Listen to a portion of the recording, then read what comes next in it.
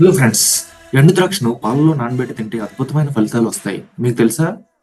తెలిస్తే అస్సలు వదలరు. అది ఎలాగో తెలుసుకుందాం. మొదటి లాభం, ఎండు ద్రాక్ష ఫైబర్ కు గొప్ప మూలంగా చెబుతారు. ఎండు ద్రాక్షలో ఐరన్, పొటాషియం వంటి ముఖ్యమైన ఖనిజాలు లభిస్తాయి. ఎండు ద్రాక్షలో యాంటీ ఇన్ఫ్లమేటరీ లక్షణాలు కూడా ఉన్నాయి. ఇవి జీర్ణాశయంలోని బ్యాక్టీరియాను సమతుల్యం చేయడంలో సహాయపడతాయి.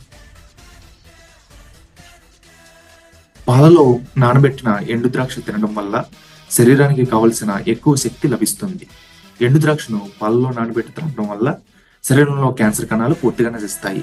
పాలు ఎండు ద్రాక్షలో కాల్షియం పుష్కలంగా లభిస్తుంది. ఇందువల్ల ఎముకలు బలపరుస్తుంది. పాలలో నానబెట్టిన ఎండు ద్రాక్షను రోజు రాత్రి తింటే పురుషుల్లో స్పెర్మ్ కౌంట్ పెరుగుతుందని ఆరోగ్య నిపుణులు చెప్తున్నారు. ఎండు ద్రాక్షను తీసుకోవడం వల్ల పురుషుల ఆరోగ్యం మెరుగుపడుతుంది. ఎండు ద్రాక్షను నీటిలో నానబెట్టి ఖాళీ కడుపుతో తినవచ్చు. ఎండు ద్రాక్షను పాలలో మరిగించి తింటే శరీరానికి మేలు జరుగుతుంది. దీనికోసం 8 నుంచి 10 ఎండు ద్రాక్షలు తీసుకుని ఒక గ్లాస్ పాలలో బాగా వేడి చేసి మరిగించాలి. ఈ పాలు చిక్కగా అయ్యాక చల్లార్చి తినాలి. రాత్రిపూట తినడం వల్ల మరింత ప్రయోజనం లభిస్తుంది.